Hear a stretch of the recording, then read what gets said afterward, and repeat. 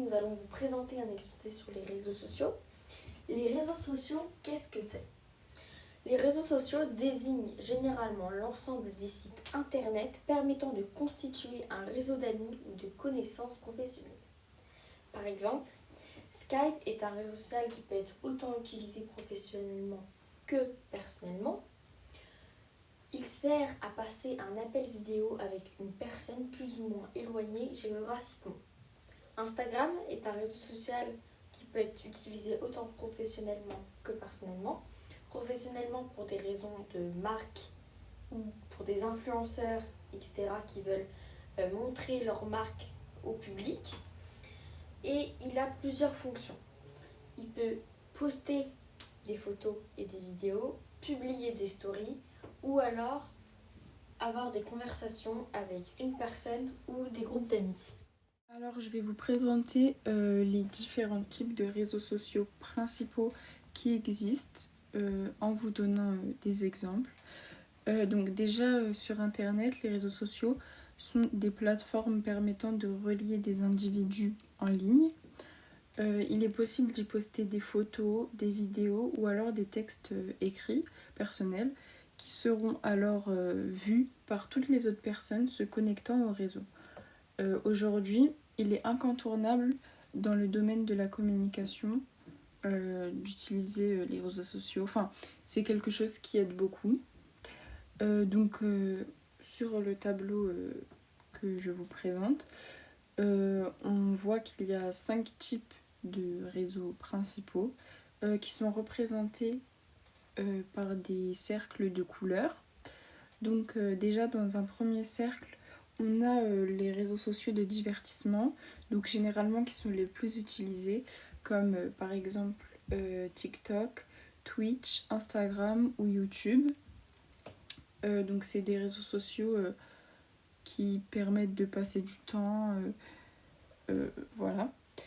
Ou aussi on a les réseaux sociaux de type microblogging, ça signifie partager du contenu sous forme de texte court. Le pionnier de ce type de forum est Twitter, où on peut tweeter des textes. On a aussi les réseaux sociaux de type professionnel. Ces réseaux permettent généralement d'y déposer des CV ou même de rechercher du travail, mais généralement ça sert plus à y déposer des CV. Par la suite, il y a aussi des réseaux sociaux qui servent à la messagerie, pour communiquer en privé ou non par message grâce à votre connexion Wi-Fi. Comme par exemple Skype qui est purement messagerie, ou Viber, ou même Twitter, Snapchat ou Instagram. On a aussi des réseaux sociaux de type commerce, de type commerciaux. C'est des réseaux sociaux qui représentent un canal qui favorise la vente de biens ou de services, comme Pinterest qui est le plus connu, ou d'autres réseaux comme Instagram, Snapchat ou Viber. Et voilà, du coup, je vous ai présenté les 5 principaux types de réseaux sociaux qui existent. Il y en a d'autres, mais ils sont moins connus. Et voilà. Donc là, je vais vous parler d'un mauvais côté des réseaux sociaux, qui est donc le cyberharcèlement, car c'est le harcèlement via Internet, donc par mail, les réseaux sociaux, etc.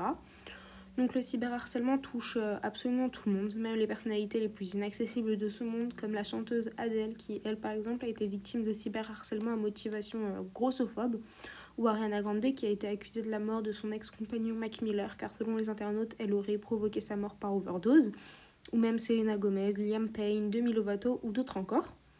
Donc le cyberharcèlement, comme je l'ai dit précédemment, touche absolument tout le monde, sur Instagram en particulier, car sur 78% des utilisateurs, 42%, c'est-à-dire plus de la moitié des utilisateurs, ont été victimes de cyberharcèlement par rapport à des photomontages, la création de groupes pour les humilier ou des injures à propos racistes ou homophobes.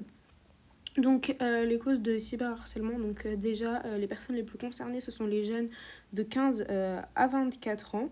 Donc, nous pouvons voir que les garçons donc, passent environ 4 heures par jour sur les réseaux sociaux contre 3h20 pour les filles. Et ils utilisent donc beaucoup les réseaux sociaux comme Facebook et Instagram pour partager des informations.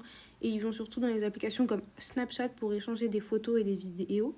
Donc, lorsqu'ils jouent à des jeux vidéo, ils peuvent communiquer avec des joueurs en ligne. Donc tous ces échanges, ils comportent des risques car on ne sait jamais qui se cache derrière un pseudo. Donc un enfant qui fera par exemple une rencontre en ligne donc le considérera comme un ami ou une personne proche, alors qu'un adulte le considérera comme un danger et cela, ça fait toute la différence car un enfant fait plus facilement confiance, on va dire, à des inconnus qu'un adulte. Donc 62% des Français ont déjà été victimes de cyberharcèlement. Et ce phénomène a malheureusement pris de l'ampleur pendant le confinement, car les gens ils avaient plus de temps pour, on va dire, harceler les gens. Donc les enfants, ont le plus de risques d'être harcelés parce qu'ils peuvent être naïfs et cela échappe à l'attention de leurs parents. Donc ils font des proies plus faciles à influencer. Et les filles sont davantage victimes que les garçons des insultes ou des rumeurs sur les réseaux sociaux, donc par rapport avec la diffusion donc, de photographies intimes sans leur accord. Donc c'est ce qu'on appelle le cybersexisme. Donc la cyberviolence ou le cybersexisme, etc. donc, prend différentes formes comme la sollicitation sexuelle, donc non souhaitée, harcèlement, échange de contenus violents, humiliants, incitation à la haine, scènes de violence inappropriées donc pour les mineurs ou certains contenus à caractère sexuel. Donc quelles sont les conséquences du cyberharcèlement ? Donc pour le harcèlement scolaire, le cyberharcèlement peut laisser des séquelles aux personnes qui en sont victimes, comme de l'anxiété, de la tristesse, de la solitude, de l'insomnie ou de la perte de confiance en soi. Donc c'est une situation très douloureuse, donc qui peut conduire à la dépression, voire à des conduites suicidaires. Donc l'usurpation d'identité est une autre forme de cyberharcèlement qui peut avoir des conséquences très graves sur la vie, donc personnelle comme professionnelle. Car si on vole l'identité, on peut pas prouver du coup que c'est nous vu que c'est quelqu'un qui a volé notre identité. Donc les victimes de cyberviolence connaissent le plus souvent leur agresseur dans le cadre de relations sociales non numériques. Donc le cyberharcèlement, c'est un délit. Donc si on est victime de ce type de harcèlement, on peut demander le retrait des publications à leur auteur ou au responsable du support électronique. Donc sinon, on peut aussi faire un signalement à la police ou à la gendarmerie ou même porter plainte, car c'est un délit sanctionné par des peines d'amende et ou de prison. Et la sanction est plus grave si la victime a moins de 15 ans. Les réseaux sociaux, peut-on en faire son métier ? C'est une question qui est très posée.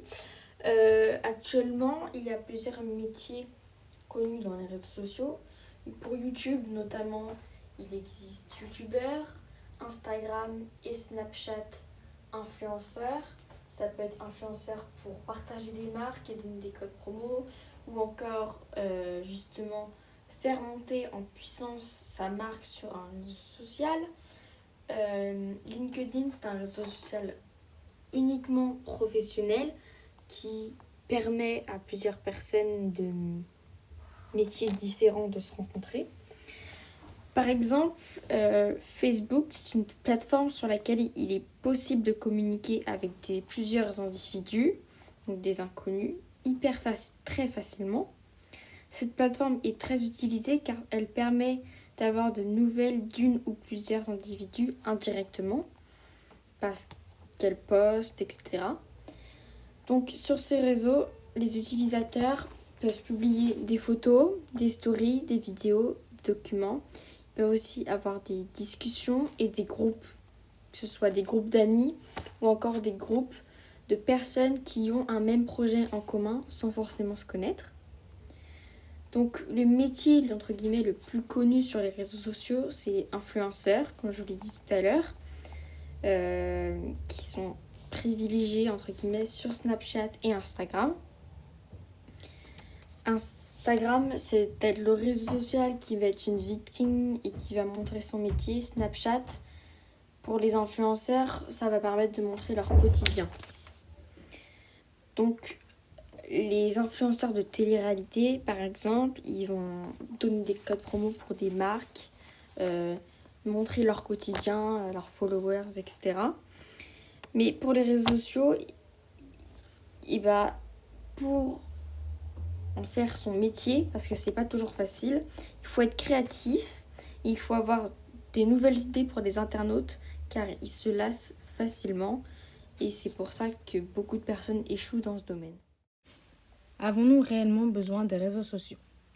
Alors oui, nous avons réellement besoin des réseaux sociaux, car tout d'abord, ces réseaux nous permettent de nous instruire, d'avoir de la communication à distance, ce qu'on ne pouvait pas faire avant.